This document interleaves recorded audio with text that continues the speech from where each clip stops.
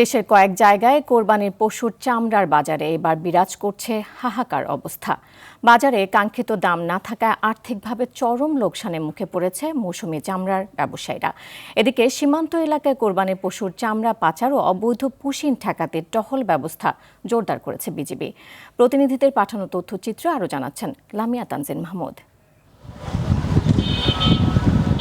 দুপুরে সাভারের চামড়া শিল্পনগরীতে সেন্ট্রাল ইফ্লুয়েন্ট ট্রিটমেন্ট প্ল্যান্ট এবং বিভিন্ন ট্যানারির ইটিপি পরিদর্শন করেন শিল্প বাণিজ্য এবং পাট ও বস্ত্র মন্ত্রণালয়ের মন্ত্রী খন্দকার আব্দুল মুক্তাদির। আগ্রহ এবং সক্ষমতা যারা হারিয়ে ফেলেছে সেই সব জায়গায় কিভাবে নতুন বিনিয়োগকারীকে আনা যায়, এই প্রত্যেকটা জিনিস নিয়ে আমরা কাজ করছি। আমরা আশা করি আগামী অল্প কিছু দিনের মধ্যে ইটালিয়ান একটা প্রতিষ্ঠান যেটি সিইটিপিকে কিভাবে আমাদের প্রজেক্টেড ক্যাপাসিটিতে আনা যায়, কি সংস্কার লাগবে, কি সংশোধন লাগবে, সেটার একটা রিপোর্ট আমরা পাবো। মৌসুমী ব্যবসায়ীরাই নয়, মসজিদ, মাদ্রাসা এবং এতিমখানায় চামড়া সংগ্রহ করে বাজারে বিক্রি করতে এসে হতাশার মুখে পড়েছে দিনাজপুর ও হিলির দাতব্য প্রতিষ্ঠানের সংশ্লিষ্টরা। আড়তদাররা বলছেন, লাম্পি স্কিন রোগে গরু আক্রান্ত হওয়ায় কাঙ্ক্ষিত দাম দিতে পারছেন না তারা। সরকার যে 2 টাকা ফুট বাড়াইছে সেখানে আমরা এটা পাচ্ছি না।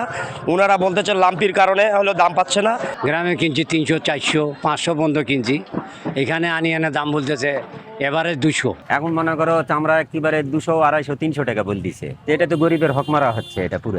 বকেয়া টাকা আর বাড়তি খরচের চাপে রংপুরে চামড়া বাজারে নেমে এসেছে বড় ধস। ব্যবসায়ীরা বলছেন, ঢাকার ট্যানারি মালিকদের কাছে বছরের পর বছর ধরে কোটি কোটি টাকা বকেয়া পড়ে থাকায় তাদের মূল পুঁজি আটকে গেছে। যশোর, খুলনা ও ব্রাহ্মণবাড়িয়া সীমান্ত এলাকায় কোরবানির পশুর চামড়া পাচার ও অবৈধ পুশিন ঠেকাতে টহল ব্যবস্থা জোরদার করেছে বিজিবি। তবে ভিন্ন চিত্র বরিশালে। চলছে লবণ দিয়ে চামড়া প্রক্রিয়াজাতকরণের কাজ।